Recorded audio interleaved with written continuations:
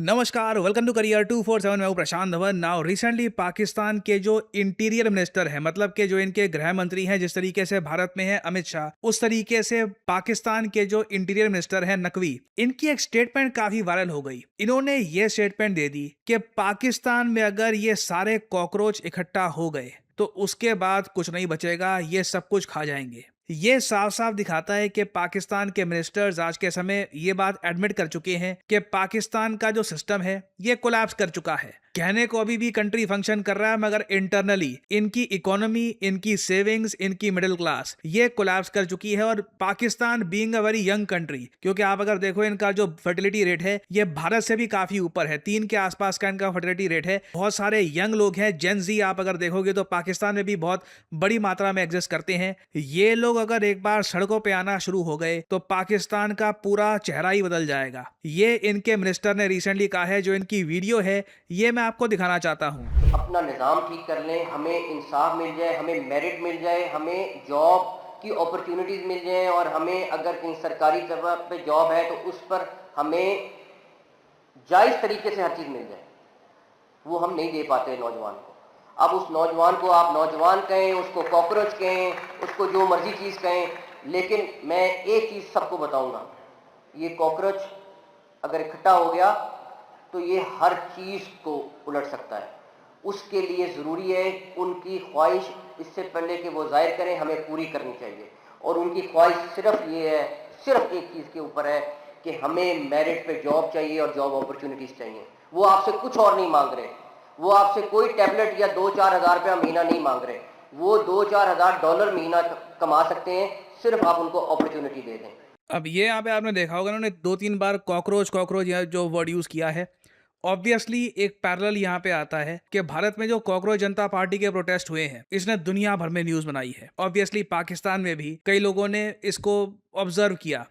हमने देखा कि पाकिस्तान में भी कई जो लोग थे वो कह रहे थे कि काश हमारे यहाँ भी हम लोग ऐसे प्रोटेस्ट कर पाते, मगर वहाँ पे कंप्लीट एक मिलिट्री आप कह लीजिए कंट्रोल है। Asim Munir and everyone else वो कभी भी अलाउ नहीं करेंगे उस लेवल का प्रोटेस्ट। इमरान खान के लिए पाकिस्तानियों ने प्रोटेस्ट किया था काफी जगह, वो प्रोटेस्ट काफी वायलेंट भी हो गया, बट इन दी एंड देखा गया कि सभी प्रोटेस्टर्स को ब्रूटली डिस्ट्रॉय कर दिया पाकिस्तान की मिलिट्री ने। उसके बाद कोई बड़े प्रोटेस्ट हुए नहीं है। और अब इनके जो होम मिनिस्टर हैं ये ओपनली ये कह रहे हैं कि पाकिस्तान की जो जनता है वहां पर जो एक बहुत बड़ी यूथ पॉपुलेशन है, उनको बस एक चीज चाहिए, उनको चाहिए जॉब्स, उनको चाहिए अपॉर्चुनिटी। वो इनके जो वर्ड है ध्यान रखिएगा, मेरिट पे जॉब चाहते हैं। वो चाहते हैं मुझसे मेहनत कराओ, एग्जाम निकाल लो, बस एग्जाम प्रॉपर तरीके से, उसके बाद मेरिट से मेरे को नौकरी मिलनी चाहिए।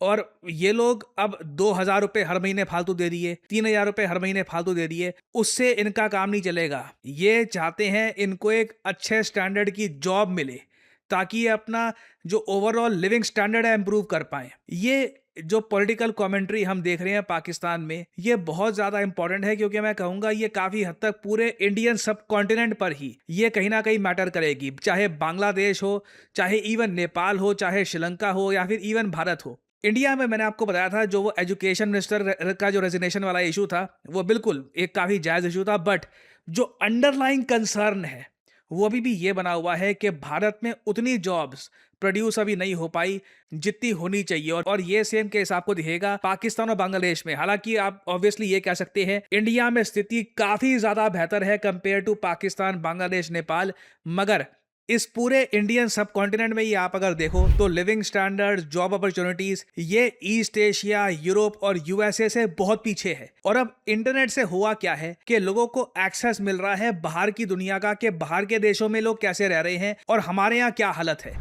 और इसलिए पाकिस्तान के जो मंत्री हैं ये जेन्युइनली डर रहे हैं, क्योंकि आप अगर पाकिस्तान की मीडियन एज देखो, ये आपके सामने पाकिस्तान का डेटा आपको दिखा रहा हूं। मीडियन एज के हिसाब से उन्होंने एवरेज अगर हम देखें यहाँ पर जो इनके यंगस्टर्स हैं उनकी एज आपको मिल जाएगी 23-24 के आसपास।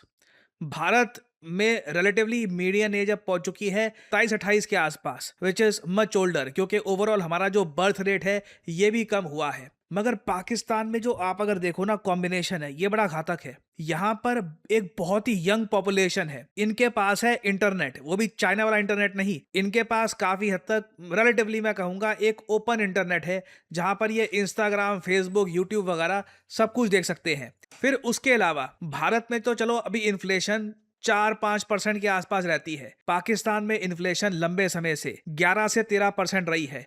इनकी मिडिल क्लास की जो सेविंग्स थी ये वाइप आउट हो चुकी है। रिसेंटली मैं देख रहा था, इंटरनेशनल मीडिया ने कवर किया ये, पाकिस्तान में जो ट्रांसजेंडर कम्युनिटी के लोग हैं ये सड़कों पे आ गए प्रोटेस्ट करने के लिए अगेंस्ट प्राइस हाइक। आम लोगों की तो खैर यहाँ पे मैं कहूँगा कि इतनी हिम्मत नहीं होगी। जो पाकिस्तान में जो ट्रांसजेंडर लोग हैं यही लोग यहाँ पर सामने आ गए और ये कह रहे थे कि जो स्पाइक इन प्राइसेस है इससे सिचुएशन बहुत ज़्यादा खराब हो गई है। इन लोगों का ये कहना था कि वी बैक द स्ट्रीट्स, कि हम सड़कों पे भीख मांगते हैं, यू बैक द IMF, तुम लोग IMF से भीख मांगते हो। और इस पे आप देखोगे दर्जनों आर्टिकल पब्लिश हुए हैं कि पाकिस्तान में ना मेन जो प्रॉब्लम है, फंडामेंटल प्रॉब्लम, वो जब तक सॉल्व नहीं होगी तब तक ये कंट्री कहीं से भी एक नॉर्मल ट्रैक पे नहीं आ पाएगा। और सबसे बड़ी प्रॉब्लम यही है कि ये लोग अपना एक्सपेंडिचर, खर्चा कम नहीं कर पा रहे, और खर्चा सिंस इनका लगातार बढ़ता जा रहा है तो ये और डेट उठाते जा रहे हैं।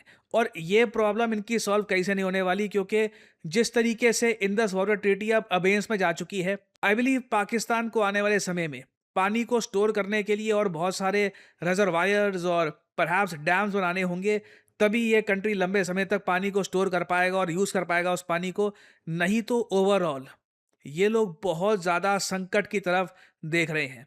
इनकी यंग पॉपुलेशन है, जिस दिन आर्मी के डर से बिल्कुल कहते हैं ना तंग आ गए, तो जैसे ये कह रहे थे ये कॉकरोच ये सब कुछ मतलब उल्टा देंगे। जो यंग पॉपुलेशन है एक बार इनकी सड़कों पे आ गई तो ये काबू में नहीं आएगी। लिटरली मैं कहूँगा ये उस वक्त सुप्रीम कोर्ट, पार्लियामेंट, आर्मी वगैरह सबको उखाड़ फेंकेंगे और एक ऑल टुगेदर बड़ा रेवोल्यूशन आ सकता है पाकिस्तान में। और मेरा मानना यह है कि आने वाले 10 से लेकर 15 साल पूरे इंडियन सब कॉन्टिनेंट में एक टर्मिनोलॉजी बार बार दोहराई जाएगी और वो है जेन जी। जेन जी, जेन जी का मतलब वो लोग जिनकी एज अभी के लिए 18 से लेकर 32 साल के आसपास है। इंडिया के पर्सपेक्टिव से भी अगर मैं बात करूं तो साल 2029 में जब इलेक्शंस हो रहे होंगे भारत में, तो सबसे बड़ा वोटर ब्लॉक पता है कौन होगा? जेन जी। आप अगर रिलीजन, कास्ट लाइन वगैरह सबको इग्नोर कर दो, सिर्फ आप अगर एज के हिसाब से देखो तो जेन जी डिसाइड करेंगे कि भारत में पावर कौन संभालने वाला है। उसके बाद सबसे बड़ा वोटर ब्लॉक होगा मिलेनियल्स का। मिलेनियल्स मतलब कि वो लोग जिनकी एज 33 से लेकर 48 के बीच में है। और अभी जो खैर बिल्कुल जो नए नए बच्चे भी पैदा हुए हैं जिनकी उम्र 1 से लेकर 17 साल के आसपास है, उनको तो जनरेशन अल्फा कहा जा रहा है। वो आगे जाकर संभालेंगे, उनकी अभी वोटिंग के लिए एज अभी हुई नहीं है। But I believe Gen Z protest India, Pakistan, Bangladesh, Nepal, Sri Lanka में लगातार होने वाले हैं आने वाले 5 से 10 सालों में, क्योंकि एक्सपेक्टेशन बहुत बड़ी होगी। अच्छी जॉब दो। अब आपने देखा होगा पहली बार आम जो जेनजी हैं उनके भी मुंह में एक वर्ड आ गया है, सिविक सेंस। हमें सिविक सेंस चाहिए। इनके जो पेरेंट्स थे या फिर उससे पहले की जो जनरेशन थी उन्होंने कभी इसकी डिमांड नहीं करी, मगर इंटरनेट के जरिए अब लोग देख पाते हैं कि लोग जापान में कैसे बिहेव करते हैं, लोग यूरोप में कैसे बिहेव करते हैं, तो लोग अब डिमांड कर रहे हैं कि हमारी खुद की जनता वैसा बिहेवियर क्यों नहीं कर सकती। People are demanding more. और आई बिलीव सरकारों पे एक्सपेक्टेशन बहुत ज्यादा होगी। अगर सरकार डिलीवर कर पाई तो ठीक है, नहीं तो देयर विल बी प्रॉब्लम्स। हर कंट्री में प्रॉब्लम आने वाली है और पाकिस्तान की जो प्रॉब्लम है कहीं वह जाने नहीं वाली। और ये लोग सही कह रहे हैं कि जो कॉकरोच प्रोटेस्ट जो भारत में हुए थे, कॉकरोच जनता पार्टी वाले प्रोटेस्ट, ये बिल्कुल पाकिस्तान में भी अगर ये लोग इकट्ठा हो गए, जेन जी लोग इकट्ठा हो गए, तो ये सब कुछ उखाड़ फेंकेंगे। कुछ डेवलपमेंट आती है इस टॉपिक से related in the near future तो मैं आप लोगों के लिए अपडेटेड वीडियोस लाता रहूंगा। Career 247 means jobs. हमारे कोर्सेज के बाद कई लोग जॉब प्राप्त कर चुके हैं और इनके टेस्टिमोनियल्स हम आपके साथ लगातार शेयर करते रहते हैं और इन द फ्यूचर भी बहुत सारे और टेस्टिमोनियल्स शेयर करेंगे। नाउ कई लोग मुझसे ये पूछते हैं कि हमारा जो डेटा एनालिटिक्स कोर्स है ये किसके लिए है, क्या ये आपको सूट करता है या नहीं करता। Well allow me to explain. अगर आपने रिसेंटली अपनी ग्रेजुएशन कंप्लीट करी है, आपको अब ये समझ नहीं आ रहा कि करियर में अब आगे क्या करूं, कैसे अपनी फर्स्ट जॉब करूं, क्या मुझे स्किल्स एक्वायर करनी चाहिए, तो बिल्कुल डेटा एनालिटिक्स एक ऐसी स्किल है जो आपको एक अच्छी जॉब लैंड करवा सकती है। क्योंकि याद रखिएगा करियर 247 में हम सिर्फ डेटा एनालिटिक्स आपको नहीं सिखा रहे, this is data analytics with generative AI. याद रखिएगा जो सर्टिफिकेट आपको मिलता है करियर 247 की तरफ से, this is in collaboration with IBM। जी हाँ, the international giant IBM and NASSCOM। तो इन वेरी सिंपल वर्ड्स, अगर आप अपनी ग्रेजुएशन कर भी रहे हैं, इस वक्त आप BA कर रहे हैं, BCom कर रहे हैं या फिर आप इंजीनियरिंग में कोई ग्रेजुएशन कर रहे हैं, या फिर आप इंजीनियरिंग फील्ड में है, डज नॉट मैटर, आप डेटा एनालिटिक्स का कोर्स कर सकते हैं। This will help your resume tremendously. और क्या डेटा एनालिटिक्स सीखने के लिए आपका मैथमेटिक्स बहुत अच्छा होना चाहिए, कोडिंग आनी चाहिए? None of that. आपको अगर बेसिक कंप्यूटर यूज़ करना आता है तो बिल्कुल ये कोर्स आपको सूट करता है। आपको बेसिक अंडरस्टैंडिंग है मैथमेटिक्स की तो बिल्कुल आप एक अच्छे डेटा एनालिस्ट बन सकते हैं। You can learn the skill. तो ये कोर्स एक्चुअली बहुत से लोगों की हेल्प कर सकता है। चाहे आपकी जॉब ऑलरेडी लग चुकी है, आप खुद को अपस्किल करना चाहते हैं प्रमोशन के लिए या फिर एक बेहतर अपॉर्चुनिटी के लिए किसी और कंपनी में, आप स्टार्टर हैं, पहली जॉब की तलाश कर रहे हैं, for pretty much everyone career 247 data analyst course is a great option. क्योंकि यहाँ पर कोर्स कंप्लीशन के बाद आपको अपना रेज्यूमे कैसे बिल्ड करना है, हम वहाँ पर भी आपकी हेल्प करेंगे, मॉक इंटरव्यूज़ में हेल्प करेंगे, इंटरव्यू प्रिपरेशन आपको देंगे, गिटहब पोर्टफोलियो कैसे आपको बनाना है ये आपको बताया जाएगा। तो आप अगर अपनी जर्नी स्टार्ट करना चाहते हैं in the field of data analytics तो बिल्कुल ज्वाइन करिए ये प्रोग्राम।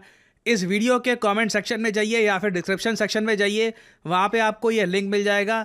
लिंक पर करिए क्लिक, यहाँ पे अपना नाम डालिए, email ID, number, discount code obviously यहाँ पर डालिए PD10 ताकि आपको डिस्काउंटेड प्राइस में ये कोड ऑफर हो और करियर 247 की तरफ से आपको कॉल आएगा। आप ये कोर्स कर सकते हैं purchase. The whole process is very smooth and very easy और आपकी लाइव क्लासेज शुरू हो जाएंगी।